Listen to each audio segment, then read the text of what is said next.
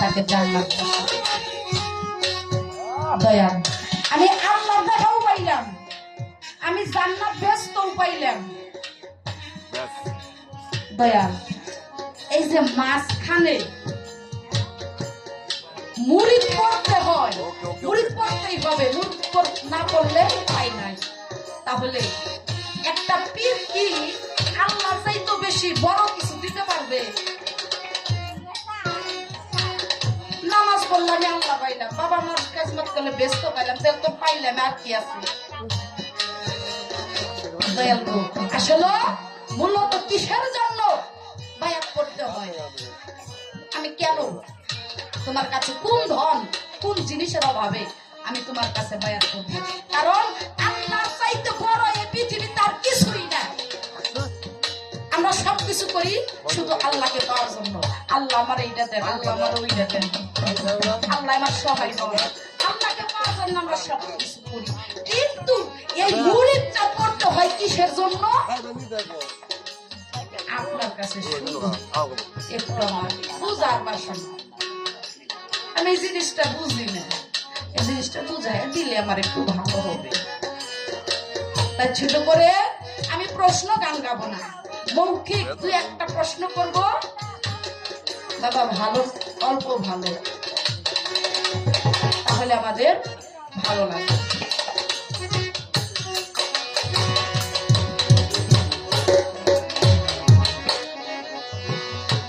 নাম স্মরণে ঘুরিনি গানে দয়া ভিক্ষা চাই আমি, নাম স্মরণে ঘুরিনি গানে দয়া ভিক্ষা চাই।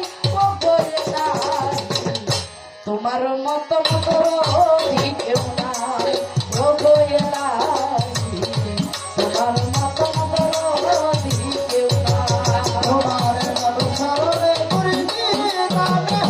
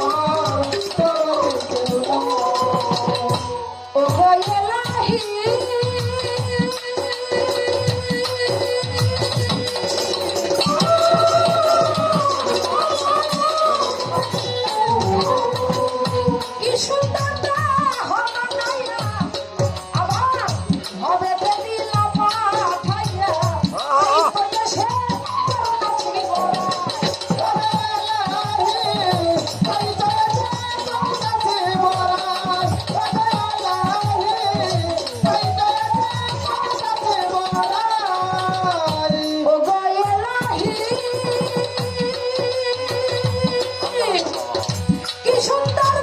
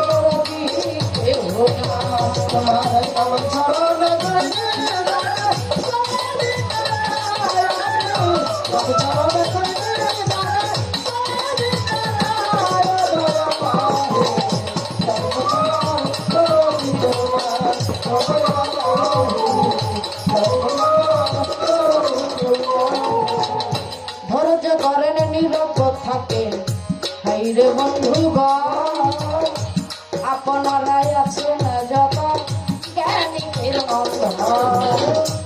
আপনারা বসে যদি থাকেন একটু চুপ আমরা তবে দুটি শিল্পী গাইতে পারবো আর যদি গানের মধ্যে কথাবার্তা হয় এই বাউল গানে কথা বললে কি গানের মজা হয় আপনারা বসে যদি করেন একটু দোয়া আপনাদের দোয়া পেলে হবে রে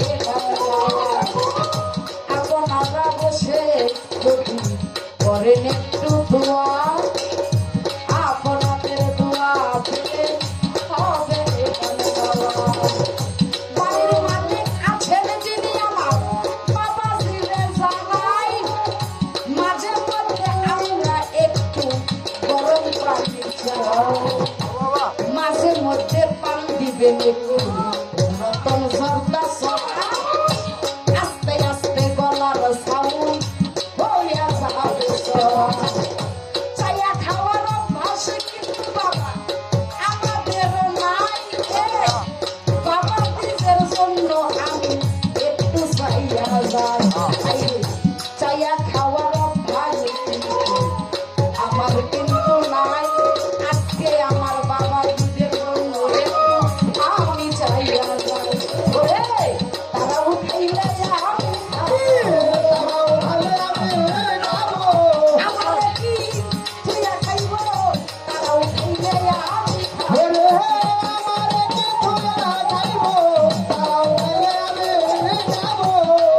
হাই হাই একটি গান গাইয়া গেলাম আসরের ভিতরে গুরু ভক্ত পালা দিছে রাজ আসরে গুরু জিনিসে আমার পতিত পাবো আজকে চরণ খানি যাবো আমি এই ধরা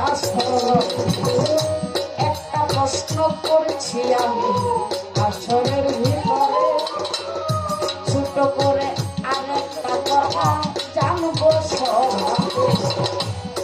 দরদি ছোট করে আরেকটি কথা একটা কথা কেমন জানি বাড়া কম কম লাগে দরদি আসলে গুরুকে প্রশ্ন করা তো যায় না গুরুকে প্রশ্ন করা গুরুকে যাচাই করা তবে আজকে শিষ্যর পালাটা বাইসে প্রশ্ন করতে পারবেন না কারণ প্রশ্ন না করলে তো ভাই আপনি কিছুই দিবেন না কারণ পীর সাবরা কোনদিন উপজা কিছু দেয় না চাইলেই পাওয়া যায় না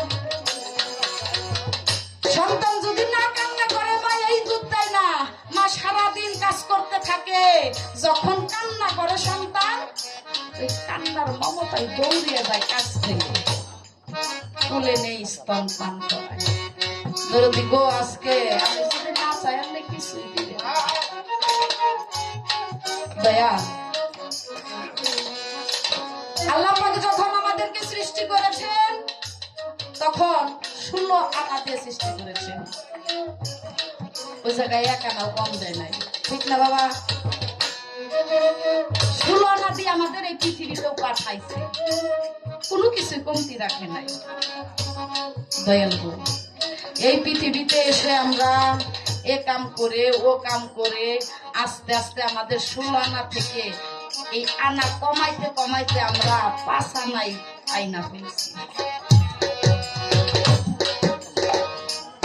দরদি আমাদের 16 আনাটা কমতি হয়ে গেছে যখন আবার আমরা মাওলার কাছে যাব যেই জায়গা থেকে এসেছি সেই জায়গায় তো আবার ফেরত যাব যখন আল্লাহর কাছে যাব আমার আল্লাহ বলবে এই আমার নবীর উম্মত। আমি তোমাকে যে ধন দিয়ে এই পৃথিবীতে পাঠিয়েছি, আমার 16 আনা, এই 16 আনাটা আমাকে ফেরত দাও। যদি 16 আনা ফেরত দিতে পারো তাহলে আমি তোমাকে পার করতে পারবো, তাছাড়া পার করতে পারবো না। কিন্তু বাবা, এই পৃথিবীতে এসে তো আমাদের 16 আনা কমিয়েই ফেলাইছে।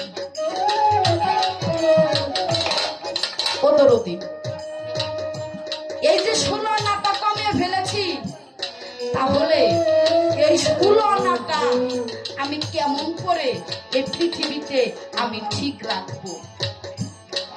এই 16 আনাটা যদি আমি ঠিক না রাখি, তখন আমি পার হতে পারবো না, আল্লাহ আমার কাছে নেবে না। তাহলে এই 16 আনাটা ঠিক রাখার কায়দা কৌশলটা কি?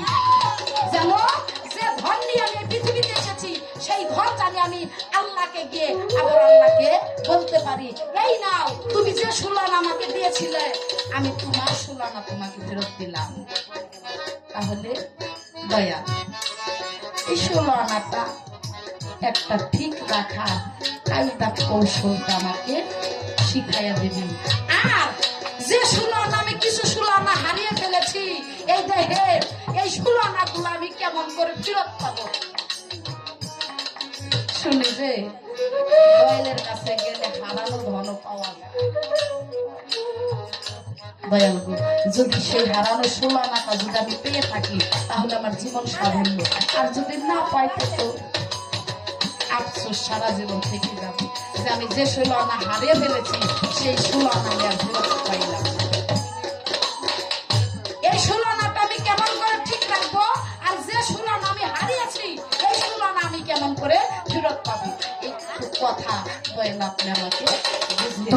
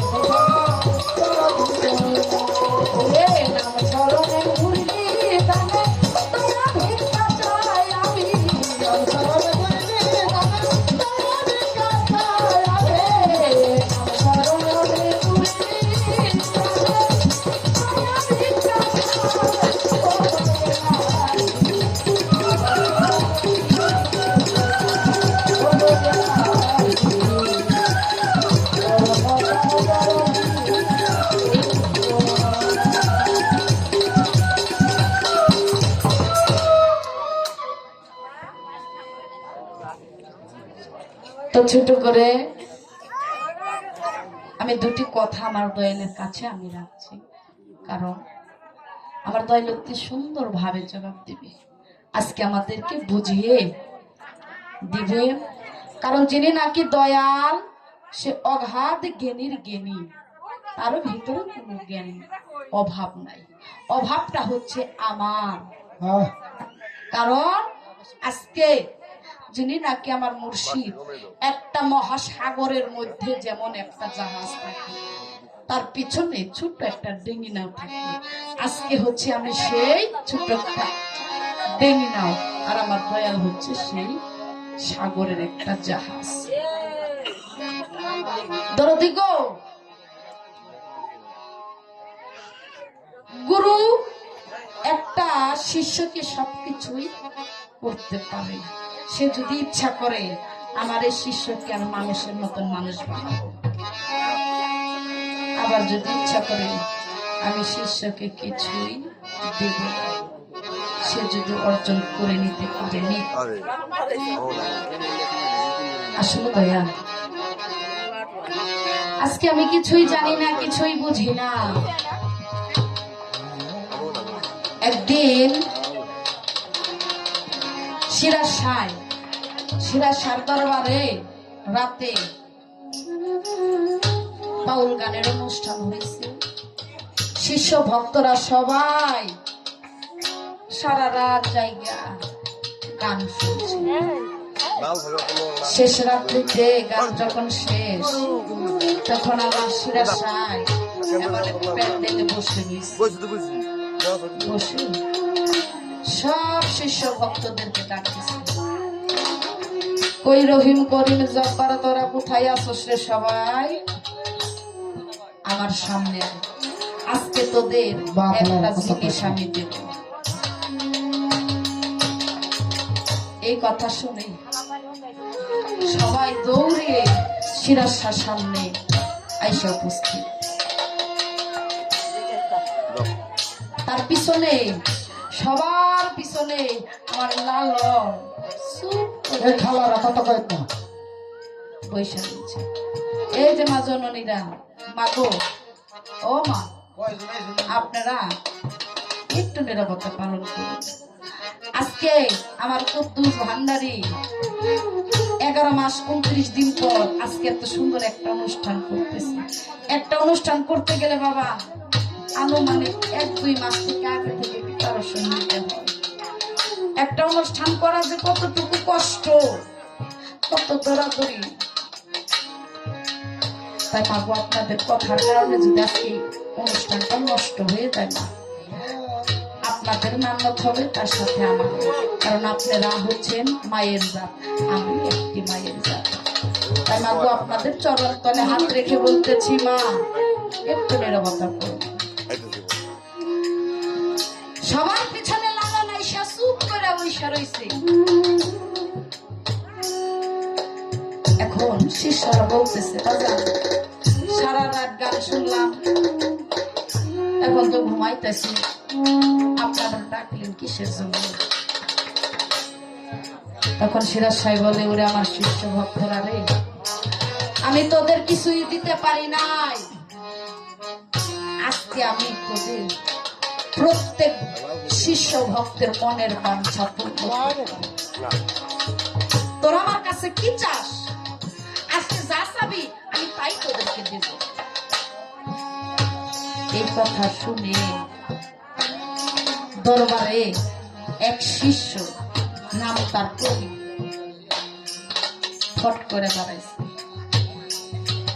বলে, বাবা আপনার কাছে আমি 1 মাস হয়েছে মুরিদ করছি, আপনার কাছে একটা জিনিস চান, আপনি তো একটা সবই দিলেন, তোর কি চাস? বাবা শুনি গুরুর কাছে মুরিদ করলে বড় লোক হওয়া যায়, এমন কোন মন্ত্র আছে?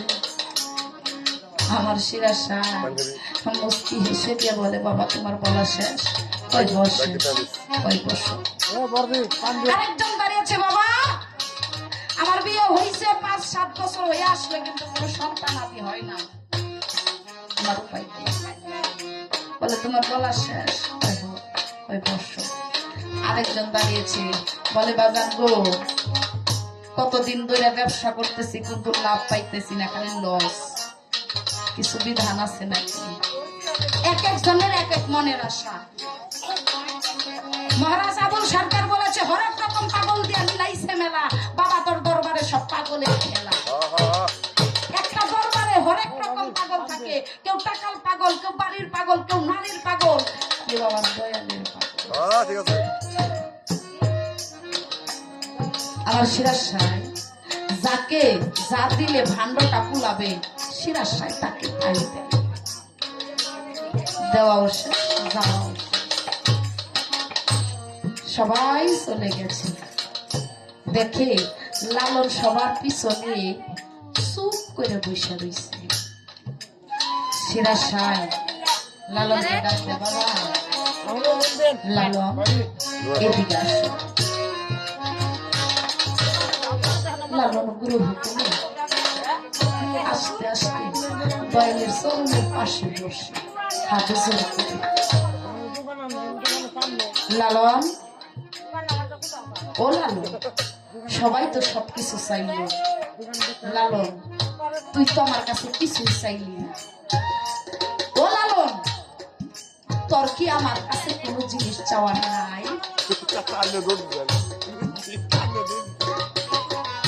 আজকে তুই আমার কাছে যা চাবি আমি তাই তোকে দিব। লালন রে, তোর কি কিছু চাওয়ার আছে? লালন কথা শুনে দু চোখের জল ছাড়ে আর বলে, দয়াল ও দয়াল, আজকে আপনার দরবারে কতজনে কত কিছু চাইবে, দয়াল আমি আপনার কাছে কিছুই চাই না। দয়াল গো, আজকে আমি আপনার কাছে একটা জিনিস চাবো, তাকে আমার সিরাজ সাহেব বলল, লালন রে, আমি প্রত্যেক ভক্তের মনের বাঞ্ছা পূর্ণ করছি, আমি কথা দিছি, আমি তোকেও কথা দিলাম রে লালন, তুই আজকে আমার কাছে যা চাবি আমি তাই তোকে দেব। বল তুই আমার কাছে কি চাস? লালনে জার জার হয়ে কাঁদে আর বলে, দয়াল গো, আমি চাই না টাকা, আমি চাই না পয়সা, আমি চাই না বাড়ি, চাই না গাড়ি, ও দয়াল আমি আর কিছুই চাই না বান্দারে, আমি শুধু তোমার চরণের পাশে একটু জায়গা চাই, আমি তোমার চরণের পাশে যেন একটা গোলাপ হয়ে আমি বসতে পারি। আমি টাকা পয়সা বাড়ি গাড়ি দিয়ে আমি কি করবো দয়াল? ও দয়াল, তোমার চরণে যেন আমাকে একটা ঠাঁই দিও, আশা বাজা মারা আর কিছু।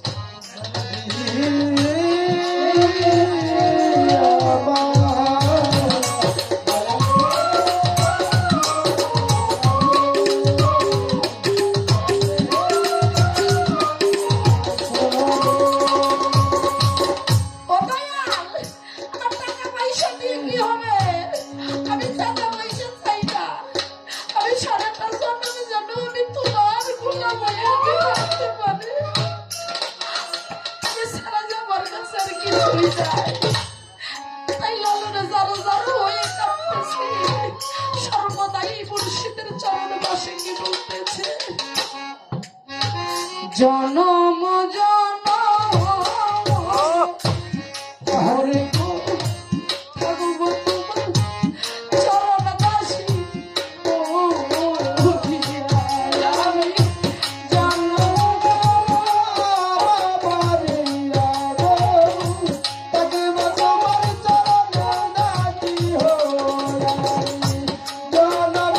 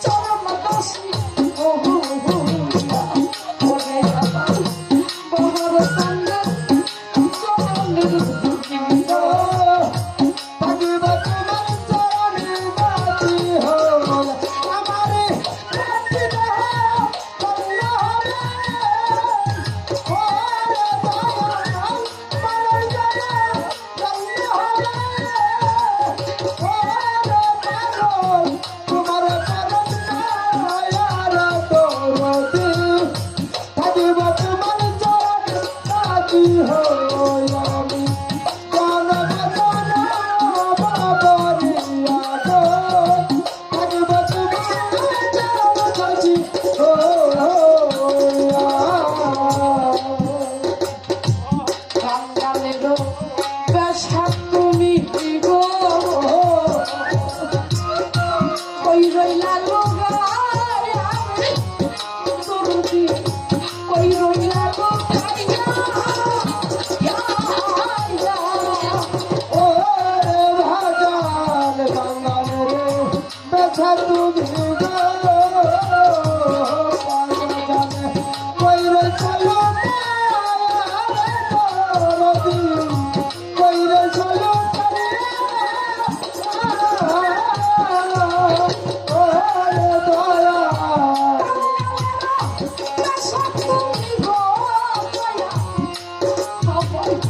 কই রইলা গো